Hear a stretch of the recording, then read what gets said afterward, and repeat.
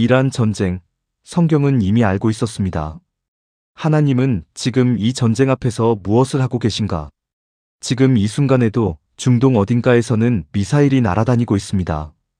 이란이 이스라엘을 향해 드론과 미사일을 쏘는 장면. 세계가 숨을 죽였습니다. 3차 세계대전이 시작되는 건 아닌가? 중동에서 핵전쟁이 터지는 건 아닌가? 많은 분들이 무섭고 불안하셨을 겁니다. 그런데 오늘 제가 드릴 이야기는 단순한 뉴스 분석이 아닙니다. 지금 우리가 눈으로 보고 있는 이 상황이 2600년 전에 이미 기록되어 있었다는 이야기입니다. 그리고 더 중요한 것이 있습니다. 그 기록이 단순히 역사 예측이 아니라는 겁니다. 한 분이 계십니다. 역사의 처음부터 끝을 아시는 분, 나라를 세우고 무너뜨리시는 분, 이방인 왕이 마음도 움직이시는 분, 작은 코와 소녀의 기도를 들으시는 분, 그분이 모든 역사 뒤에 계십니다. 뉴스를 보면서 이런 생각이 드셨습니까? 이게 다 어디서 오는 건가? 왜 저 땅은 수천 년이 지나도 저렇게 싸우는 건가? 혹시 성경에 이런 일이 기록되어 있는 건 아닌가? 오늘 그 질문에 답을 드리려 합니다. 그리고 오늘 드릴 이야기는 두려움을 더 키우는 이야기가 아닙니다. 오히려 정반대입니다. 지금 벌어지는 이 전쟁이 하나님의 계획 밖에서 일어나는 게 아니다라는 것. 수천 년 전 성경이 이 장면을 이미 기록해 놓았다는 것. 그리고 가장 중요한 것. 이 모든 혼란과 전쟁 뒤에서 하나님께서 지금 이 순간에도 일하고 계신다는 것입니다. 끝까지 들으시면 두려움이 사라지고 오히려 놀라운 평안이 오실 겁니다. 차근차근 시작하겠습니다. 먼저 가장 핵심적인 질문부터 드리겠습니다. 이란은 왜 이스라엘과 싸울까요? 뉴스에서는 이렇게 설명합니다. 핵 갈등, 대리전, 종교 갈등, 중동 패권 경쟁. 다 맞는 말입니다. 그런데 그것만으로는 설명이 안 되는 부분이 있습니다. 이란은 이스라엘과 국경을 맞대고 있지도 않습니다. 직접적인 영토 분쟁도 없습니다. 그런데 왜 이스라엘을 지도에서 지워야 한다고 저렇게 수십 년을 외치는 걸까요? 왜 자국 경제가 무너지고 국민이 굶어가면서도 그 목표 하나만을 향해 달려가는 걸까요? 이것을 정치적으로만 설명하면 반쪽짜리 답밖에 안 됩니다. 오늘 성경과 역사를 함께 보면서 뉴스가 말해주지 않는 진짜 이유를 드리겠습니다. 성경을 펴면 이 전쟁의 뿌리가 얼마나 오래됐는지 보입니다. 지금으로부터 약 3500년 전으로 돌아가야 합니다. 이스라엘이 이집트를 탈출해 광야를 걷고 있을 때입니다. 40년을 걸어야 하는 그 긴 길. 지치고 굶주린 이스라엘 백성들. 그 대열의 맨 뒤, 걷다가 쓰러진 노인들.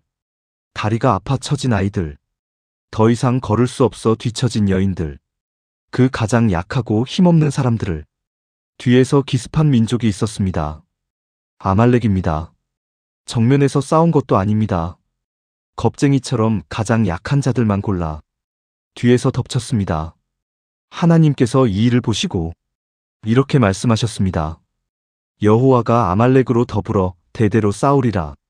출애굽기 17장 16절 말씀입니다. 대대로. 이것은 정치적 선언이 아닙니다. 영적 선언입니다. 세대를 넘어 계속되는 하나님과 어둠의 세력 사이의 싸움. 그로부터 수백 년이 지났습니다. 이스라엘의 사울 왕이 즉위합니다. 하나님께서 사울에게 명령하십니다. 지금 가서 아말렉을 쳐서 그들의 모든 소유를 남기지 말고 진멸하되 남녀와 소아와 젖먹는 아이와 우양과 낙타와 나귀를 죽이라. 사무엘상 15장 3절 말씀입니다. 철저한 진멸 명령이었습니다. 그런데 사울은 불순종합니다. 아말렉 왕 아각을 살려둡니다. 좋은 가축들도 살려둡니다. 하나님께서 진노하십니다. 사무엘 선지자가 와서 아각을 직접 처형합니다. 그런데 이미 늦었습니다. 아각이 살아있는 동안 그의 후손이 생겨났습니다. 그 후손이 수백 년을 이어 내려갔습니다. 그리고 페르시아 땅, 지금의 이란 땅에서 그 후손이 역사에 다시 등장합니다. 하만입니다. 성경은 그를 가리켜 명확하게 기록합니다. 아각 사람 함므다다의 아들 하만, 에스더 3장 1절 말씀입니다. 아각 사람, 아말렉의 피가 흐르는 자, 사울이 죽이지 않은 그 아각의 후손이 수백 년 뒤에 이란 땅에 나타나 다시 유대 민족 말살을 시도한 겁니다.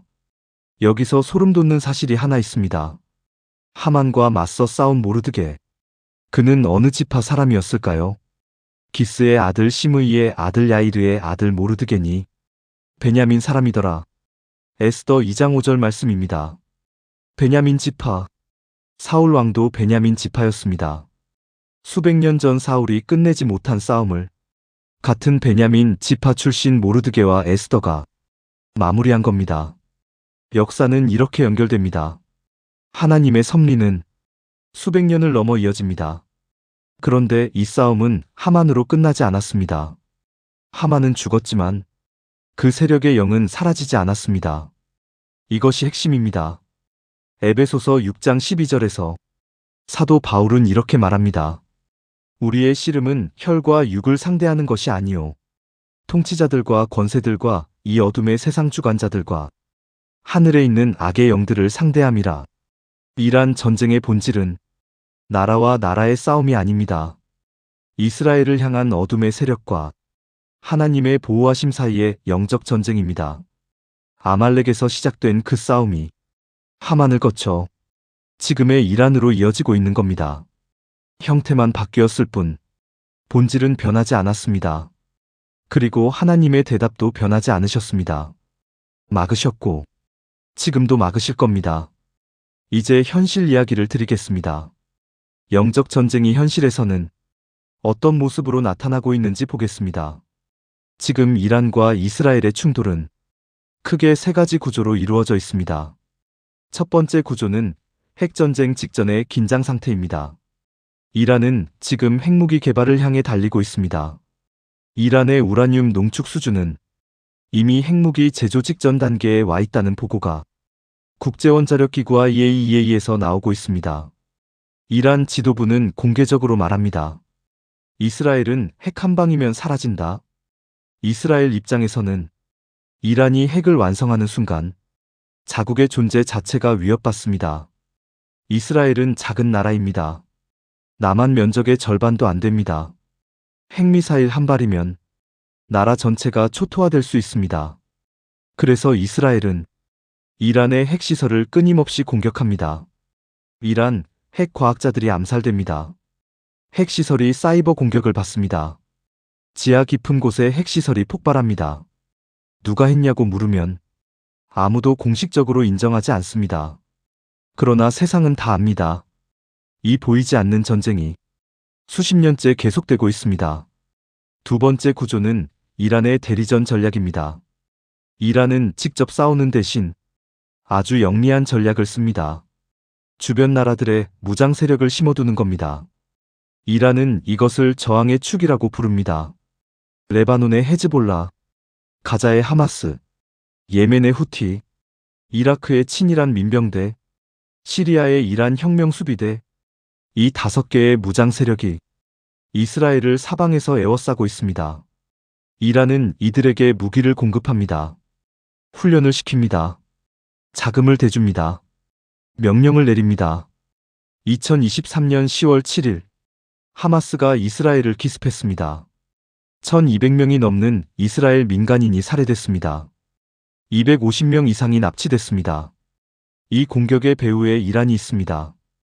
2024년 헤즈볼라의 북부 이스라엘 공격과 후티의 홍해 선박 공격과 이스라엘 본토 미사일 발사는 이 모든 것의 지휘부에 이란이 있습니다. 이란의 전략은 명확합니다. 자기 손을 직접 더럽히지 않고 이스라엘을 사방에서 조여가는 것입니다. 그런데 2024년 4월 이란은 처음으로 직접 나섰습니다. 드론 170대, 순항 미사일 30발, 탄도 미사일 120발, 이스라엘 본토를 향해 직접 발사했습니다. 이란 역사상 처음 있는 일이었습니다. 대리전의 시대를 넘어 직접 전쟁의 시대로 넘어가는 신호였습니다. 세 번째 구조는 이슬람 혁명 이념의 뿌리입니다.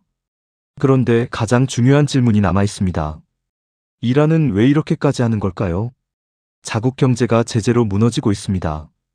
국민들은 가난하고 굶주리고 있습니다. 젊은이들이 거리에서 저항합니다. 그런데도 왜 멈추지 않을까요? 1979년으로 돌아가야 합니다. 이슬람 혁명을 이끈 아야톨라 호메이니는 이란을 단순한 나라로 만들려 한 게 아니었습니다. 이슬람의 이상을 실현하는 신정국가, 그 이상 속에서 이스라엘은 반드시 사라져야 할 존재였습니다. 호메이니는 이렇게 선언했습니다. 이스라엘은 암덩어리다. 반드시 제거되어야 한다. 이것이 이란 이슬람 공화국의 건국 이념이 됐습니다. 이후 모든 이란 지도자들이 이 이념을 계승합니다. 현재 최고 지도자 하메네이. 그는 매년 같은 말을 반복합니다. 이스라엘은 25년 안에 사라질 것이다. 그래서 이란의 반이스라엘 정책은 대통령이 바뀌어도, 경제가 어려워도, 국민이 반발해도 절대 바뀌지 않습니다. 왜냐하면 이란 지도부에게 이스라엘과의 싸움은 선택이 아니라 나라의 존재 이유이기 때문입니다. 이 세 가지 구조를 보면 이란과 이스라엘의 충돌이 왜 해결이 안 되는지 이해가 됩니다. 핵을 포기하면 혁명 이념이 흔들립니다. 대리전을 멈추면 지역 패권이 무너집니다. 이스라엘을 인정하면 나라의 정체성 자체가 사라집니다. 이란 지도부에게 이 싸움은 끝낼 수 없는 싸움입니다. 그런데 우리는 압니다. 이 싸움에는 이미 결론이 나 있다는 것을. 성경이 그 결론을 기록해 놓았습니다. 하나님은 왜 이 전쟁을 허락하시는가? 섭리의 관점. 이제 가장 중요한 질문입니다. 그렇다면 하나님은 왜 이 전쟁을 허락하시는 걸까요? 왜 막지 않으시는 걸까요?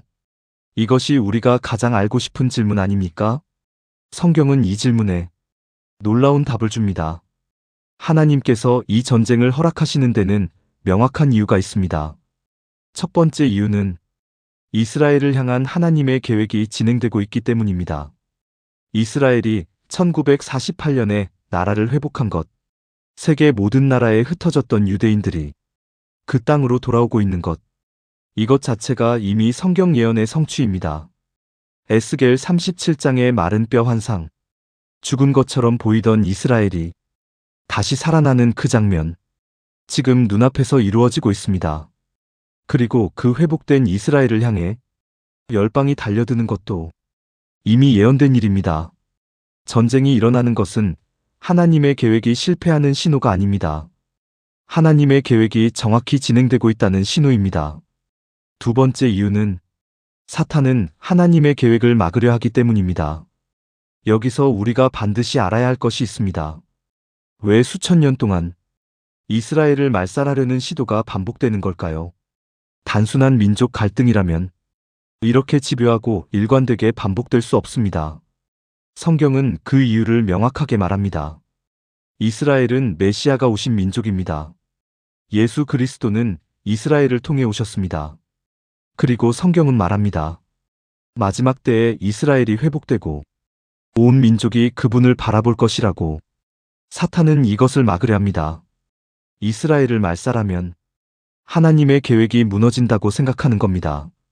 아말렉의 기습도, 하만의 말살 음모도, 히틀러의 홀로코스트도, 지금 이란의 핵 위협도 모두 그 하나의 목적을 향한 시도들입니다. 이스라엘을 없애면 하나님의 계획을 막을 수 있다. 그러나 번번이 실패했습니다. 그리고 앞으로도 실패할 것입니다. 왜냐하면 이스라엘을 지키시는 이는 졸지도 아니하시고 주무시지도 아니하시리로다. 시편 121편 4절 말씀입니다. 세 번째 이유는 열방을 심판하시기 위함입니다. 요엘서 3장에는 이런 말씀이 있습니다. 내가 모든 민족을 모아 여호사밧 골짜기로 내려가서 내 백성 곧 내 기업인 이스라엘을 위하여 거기서 그들을 심판하리니 이는 그들이 이스라엘을 열방 가운데 흩고 내 땅을 나누었기 때문이로다. 요엘 3장 2절 말씀입니다. 하나님께서는 이스라엘을 압박한 나라들을 마지막에 심판하실 것이라고 말씀하십니다. 지금 이란이 하고 있는 일들, 이스라엘을 향한 미사일, 하마스와 헤즈볼라 지원, 이스라엘 말살 선언, 이 모든 것이 하나님의 장부에 하나하나 기록되고 있습니다. 네 번째 이유는 온 세상이 하나님을 알게 하시기 위함입니다. 이것이 가장 중요한 이유입니다. 에스겔 38장 23절. 이와 같이 내가 여러 나라의 눈에 나의 위대함과 나의 거룩함을 나타내어 나를 알게 하리니 그들이 나는 여호와인 줄을 알리라. 이것이 전쟁의 궁극적 목적입니다. 혼란이 목적이 아닙니다. 파괴가 목적이 아닙니다. 온 세상이 하나님을 알게 되는 것. 역사의 끝이 하나님의 패배가 아니라 하나님의 자기 계시로 끝난다는 겁니다. 이 네 가지를 이해하고 나면 이란 전쟁이 다르게 보입니다. 이것은 단순한 중동의 분쟁이 아닙니다. 수천 년을 이어온 영적 전쟁의 현재 장면입니다. 그리고 그 전쟁의 결말은 이미 성경에 기록되어 있습니다. 지금 이 말씀이 얼마나 큰 위로인지 느끼고 계십니까? 세상이 아무리 혼란스러워도, 이란과 이스라엘이 아무리 충돌해도, 어떤 지도자가 어떤 결정을 내려도 그 모든 것이 하나님의 손 안에 있습니다. 이것이 성경이 우리에게 주는 첫 번째 위로입니다. 이란의 숨겨진 이름, 성경 속 페르시아를 아십니까? 지금 뉴스에서 이란이라고 부르는 이 나라. 사실 1935년 이전까지 전 세계는 이 나라를 다른 이름으로 불렀습니다. 페르시아. 그 페르시아 제국이 바로 지금의 이란입니다. 같은 땅, 같은 민족, 같은 역사. 이것을 알면 성경이 완전히 달리 읽힙니다. 성경에서 페르시아가 등장하는 곳은 에스라서, 느헤미야서, 에스더서, 다니엘서, 이사야서, 에스겔서, 성경의 핵심 역사서와 예언서 전부에 이란이 등장합니다. 그것도 아주 중요한 역할로. 페르시아 제국은 당시 세계 최강의 나라였습니다. 지금의 이란, 이라크, 터키, 이집트, 아프가니스탄, 파키스탄, 중앙아시아, 인도 접경에서 그리스 코앞까지 당시 세계 인구의 절반 가까이가 페르시아 제국 안에 살았습니다. 이 거대한 나라가 성경의 이야기 속에 깊이 박혀 있습니다. 우연일까요? 아닙니다. 하나님께서 이 나라를 통해 놀라운 일들을 이루셨습니다. 그리고 앞으로도 이 나라를 통해 무언가를 이루실 것입니다. 이야기는 BC 586년으로 거슬러 올라갑니다. 바벨론 왕 느부갓네살이 예루살렘을 완전히 파괴합니다. 솔로몬이 40년에 걸쳐 지은 성전, 다윗이 평생 꿈꾸던 그 성전이 불에 타 무너집니다. 돌 위에 돌 하나 남지 않았습니다. 이스라엘 백성들은 줄에 묶여 바벨론으로 끌려갑니다. 예루살렘에서 바벨론까지 걸어서 2달이 넘는 거리. 노인도, 아이도, 여인도 그 먼 길을 걸어야 했습니다. 시편 137편 말씀입니다. 그 길을 걸었던 사람이 쓴 시입니다. 우리가 바벨론의 여러 강변 거기에 앉아서 시온을 기억하며 울었도다. 고향을 잃은 사람의 눈물. 그 울음이 얼마나 깊었으면 3000년이 지난 지금도 우리 마음을 흔들겠습니까? 그런데 여기서 반드시 붙잡아야 할 것이 있습니다. 백성들이 바벨론 강가에서 울 때 하나님께서는 침묵하신 게 아니었다는 겁니다. 선지자 예레미야는 이포로 생활이 시작되기 전에 이미 이렇게 예언했습니다. 이 민족들은 바벨론 왕을 70년 동안 섬기리라. 예레미야 25장 11절 말씀입니다. 70년. 끝이 정해져 있었습니다. 백성들이 눈물을 흘릴 때 하나님은 그 눈물의 날수를 세고 계셨습니다. 70년이 차면 반드시 돌아오게 하리라. 그리고 그 약속을 지키기 위해 하나님께서는 이미 준비를 시작하셨습니다. 그 준비의 도구가 바로 페르시아였습니다. 지금 여러분의 삶에도 바벨론 강가 같은 시간이 있을 수 있습니다. 자녀 때문에 힘드신 분, 건강이 걱정되시는 분, 외로우신 분, 그 눈물의 시간 속에서도 하나님은 침묵하고 계신 게 아닙니다. 그분은 끝을 알고 계십니다. 그리고 지금도 그 약속을 이루기 위해 일하고 계십니다. 150년 전에 이름을 부르신 하나님입니다. 이사야는 BC 700년경 사람입니다. 예루살렘이 아직 멀쩡하던 시절, 고레스 왕이 태어나기 150년 전에 이사야는 이렇게 기록합니다. 여호와께서 그의 기름 부음을 받은 고레스에게 이르시되 내가 그의 오른손을 잡고 그 앞에 열국을 항복하게 하며. 이사야 45장 1절 말씀입니다. 고레스, 아직 이 세상에 존재하지도 않는 사람의 이름을 150년 전에 콕 집어서 기록한 겁니다. 지금으로부터 150년 전이면 구한말 1870년대입니다. 그때 누군가가 오늘 이 시대의 어떤 지도자 이름을 정확하게 기록해 놓았다는 것과 같은 겁니다. 하나님께서는 이 고레스를 가리켜 이렇게 말씀하십니다. 나의 목자라, 나의 기름 부음을 받은 자라. 하나님을 한 번도 본 적 없는 이방인 왕에게 이 표현을 쓰셨습니다. 이방인의 마음도 하나님의 손 안에 있다는 겁니다. 왕의 마음이 여호와의 손에 있음이 마치 본물과 같아서 그가 임의로 인도하시느니라. 잠언 21장 1절 말씀. 지금 이란의 지도자들도 저들의 결정도 저들의 전략도 하나님의 손밖에 있지 않습니다. BC 539년 10월의 어느 밤 바벨론 왕 벨사살이 신하 1000명을 불러 큰 잔치를 벌입니다. 예루살렘 성전에서 약탈해온 하나님의 성물, 금그릇, 은그릇, 그걸로 술을 따르며 우상에게 제사를 드린 겁니다. 그 순간 벽에 손가락이 나타났습니다. 아무것도 없는 벽 위에 손가락이 홀로 나타나 글씨를 씁니다. 왕은 공포에 질려 다리가 후들거렸습니다. 다니엘이 불려들어와 해석합니다. 메네는 하나님이 왕의 나라의 날수를 세어 그것을 끝나게 하셨다 하며, 데겔은 왕을 저울에 달아보니 부족함이 보였다 하며, 베레스는 왕의 나라가 나뉘어 메대와 바사 사람에게 준바되었다 함이니이다. 다니엘 5장 26절에서 28절 말씀입니다. 그날 밤 페르시아 군대가 유프라테스 강의 물길을 돌렸습니다. 물이 빠진 강바닥으로 병사들이 성 안으로 들어갔습니다. 바벨론은 단 하루 만에 무너졌습니다. 벨사살이 성전 기물로 파티를 벌인 바로 그날 밤에 심판이 내려졌습니다. 하나님은 오래 참으십니다. 그러나 그분의 참으심이 용인하심은 아닙니다. 이 장면은 역사가 헤로도토스의 기록에도 거의 동일하게 나옵니다. 성경과 세속 역사가 같은 밤을 기록하고 있습니다. 바벨론을 정복한 고레스 왕. 그는 아무도 예상치 못한 결정을 내립니다.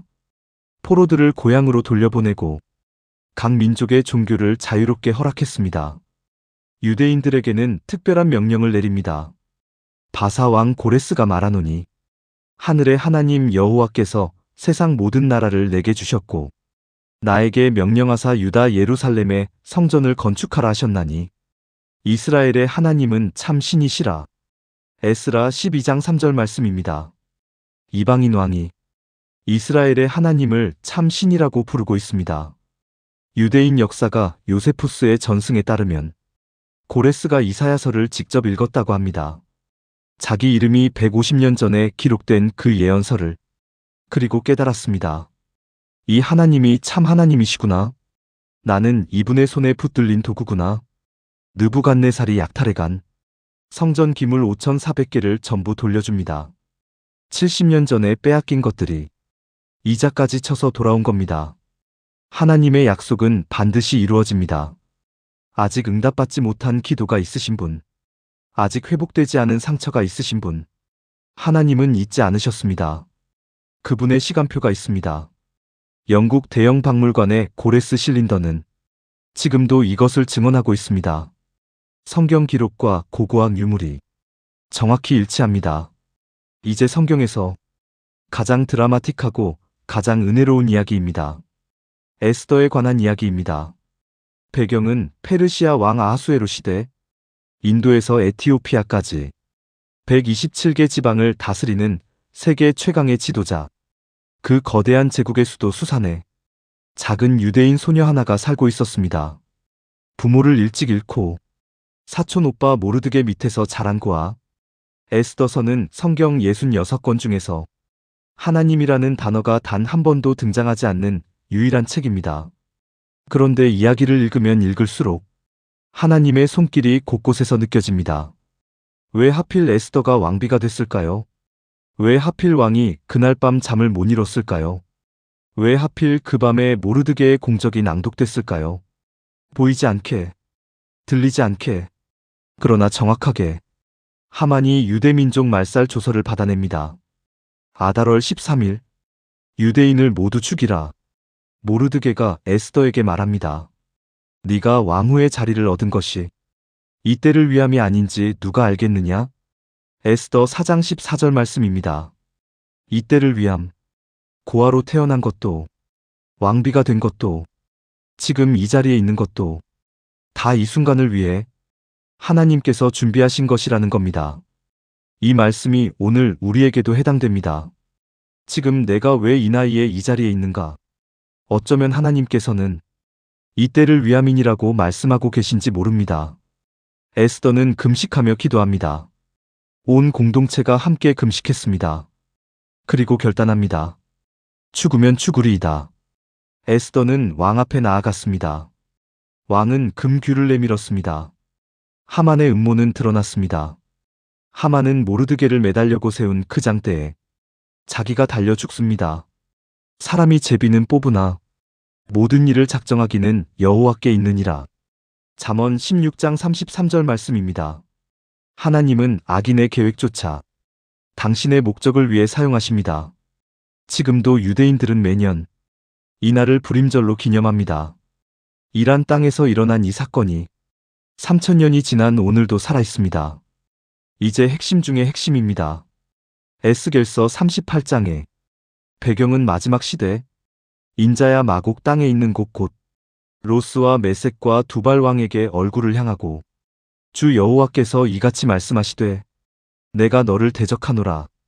에스겔 38장에서 2절에서 3절 말씀입니다. 그리고 이 군대에 합류하는 나라들의 목록, 바사와 구스와 붓이 그들과 함께하고 에스겔 38장 5절 말씀입니다. 히브리어로 바사는 페르시아, 즉 이란입니다. 많은 성경 연구자들은 마곡을 러시아로, 바사를 이란으로, 구스를 에티오피아 지역으로, 붓을 리비아로 해석합니다. 지금 현실을 보십시오. 러시아와 이란은 지금 군사동맹에 가까운 관계입니다. 이란은 러시아에 드론을 공급합니다. 러시아는 이란의 핵 프로그램을 지원합니다.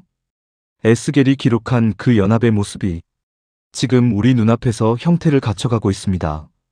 그리고 이 예언에서 가장 중요한 부분, 하나님께서 이 전쟁에 직접 개입하신다는 겁니다. 내가 또 전염병과 피로 그를 심판하며 쏟아지는 폭우와 큰 우박덩이와 불과 유황으로 그와 그의 모든 군대에게 비를 내리겠고, 에스겔 38장 22절 말씀입니다. 핵무기도 아닙니다. 첨단 미사일도 아닙니다. 하나님께서 친히 하늘에서 응답하십니다. 그리고 그 목적, 이와 같이 내가 여러 나라의 눈에 나의 위대함과 나의 거룩함을 나타내어 나를 알게 하리니 그들이 나는 여호와인 줄을 알리라.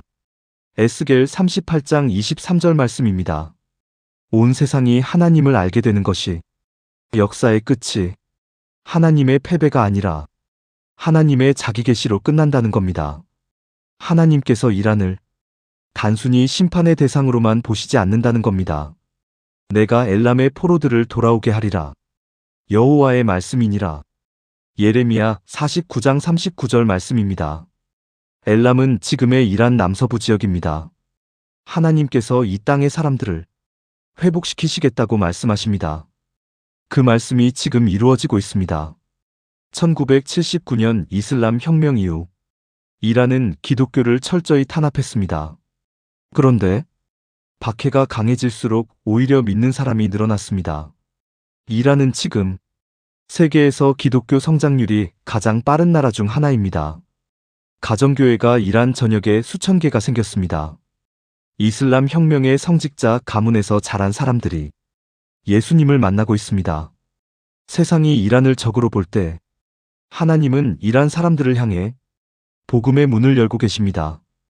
고레스를 사용하셨던 그 하나님, 에스더를 세우셨던 그 하나님, 지금도 이란 땅에서 보이지 않게, 들리지 않게, 그러나 정확하게 일하고 계십니다. 자, 이제 오늘 이야기를 우리 삶으로 가져와야 합니다. 성경은 구체적으로 말씀하십니다. 첫째, 두려워하지 마십시오. 머리를 드십시오. 너희가 이런 일이 일어나는 것을 보거든.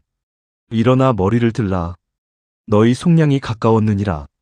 누가복음 21장 18절 말씀입니다. 중동이 불안할 때, 전쟁 소식이 들릴 때, 그것이 두려움의 신호가 아니라 하나님의 역사가 진행되고 있다는 신호입니다. 머리를 드십시오. 둘째, 말씀을 뉴스보다 먼저 여십시오. 아침의 뉴스보다 말씀을 먼저 여십시오. 세상의 소식이 두렵게 만들기 전에 하나님의 말씀이 먼저 마음을 채우게 하십시오. 주의 말씀은 내 발의 등이요 내 길의 빛이니이다. 시편 119편 105절 말씀입니다. 어두울수록 빛이 더 필요합니다. 셋째, 기도를 멈추지 마십시오. 에스더가 금식 기도로 역사를 바꿨습니다. 느헤미야가 기도로 왕의 마음을 움직였습니다. 다니엘이 기도로 바벨론의 비밀을 받았습니다. 하나님은 지금도 그 사람을 찾고 계십니다. 이 땅을 위하여 성을 쌓으며 성 무너진 데를 막아서서 나로 하여금 멸하지 못하게 할 사람을 내가 그 가운데서 찾다가 찾지 못하였으므로 에스겔 22장 30절 말씀입니다. 기도하는 한 사람, 무릎 꿇는 한 사람, 그것이 지금 이 시대에 우리가 해야 할 가장 중요한 일입니다. 넷째, 복음을 붙드십시오. 지금 이란 땅에서 목숨을 걸고 복음을 전하는 사람들이 있습니다. 우리는 자유롭게 교회에 갈 수 있습니다. 자유롭게 성경을 읽을 수 있습니다. 이 자유가 얼마나 귀한 것인지 이란의 형제자매들을 생각하며 다시 깨달아야 합니다. 역사가 어두워질수록 복음의 빛은 더 빛납니다. 다섯째, 소망 안에 서십시오. 소망이 우리를 부끄럽게 하지 아니함은 우리에게 주신 성령으로 말미암아 하나님의 사랑이 우리 마음에 부음받음이니. 로마서 5장 5절 말씀입니다. 역사의 끝을 하나님이 알고 계십니다. 그 끝은 혼란이 아닙니다. 그 끝은 절망이 아닙니다. 그들이 나는 여호와인 줄을 알리라. 온 세상이 하나님을 알게 되는 것. 그것이 이 모든 역사의 최종 목적입니다. 우리는 그 소망 안에 서 있습니다. 오늘 이 긴 이야기를 끝까지 들어주셔서 진심으로 감사합니다. 이란 전쟁이 왜 일어나는지, 3500년을 이어온 영적 전쟁의 뿌리가 있다는 것, 사탄이 이스라엘을 말살하려 한다는 것, 현실의 핵, 대리전, 혁명 이념 세 가지 구조가 있다는 것, 그리고 하나님이 이 모든 것을 허락하시는데 명확한 목적이 있다는 것, 이 모든 것이 하나님의 손 밖에서 일어나는 게 아니라는 것, 바벨론이 무너지던 그날 밤도, 고레스가 칙령을 내리던 그날도, 에스더가 왕 앞에 서던 그 순간도 전부 하나님의 손 안에 있었습니다. 그리고 지금 이 순간도 마찬가지입니다. 에스더에게 하셨던 그 말씀이 오늘 우리에게도 해당됩니다. 이때를 위함이 아닌지 누가 알겠느냐? 두려워하지 마십시오. 흔들리지 마십시오. 그분이 지금도 일하고 계십니다. 보이지 않게, 들리지 않게, 그러나 정확하게 댓글로 함께 나눠주십시오. 오늘 이 말씀을 들으시면서 어떤 마음이 드셨습니까? 뉴스를 보며 두려우셨던 분, 이란 전쟁의 영적 뿌리가 놀라우셨던 분, 오늘 특별히 마음에 와 닿으신 말씀이 있으신 분, 댓글에 이렇게 써주십시오. 이때를 위함이니라. 그 한마디가 이 영상을 보는 다른 분들에게도 큰 위로가 될 겁니다. 그리고 요즘 세상이 불안하다고 하시는 분, 뉴스 때문에 무서우시다는 분이 주변에 계시면 이 영상을 조용히 보내드리십시오. 성경이 답을 갖고 있다는 것을 함께 나눠주십시오. 다음 편에서는 성경이 예언한 또 하나의 나라, 러시아와 마곡의 이야기를 이어서 전해드리겠습니다. 오늘도 하나님의 은혜 가운데 평안한 하루 되십시오.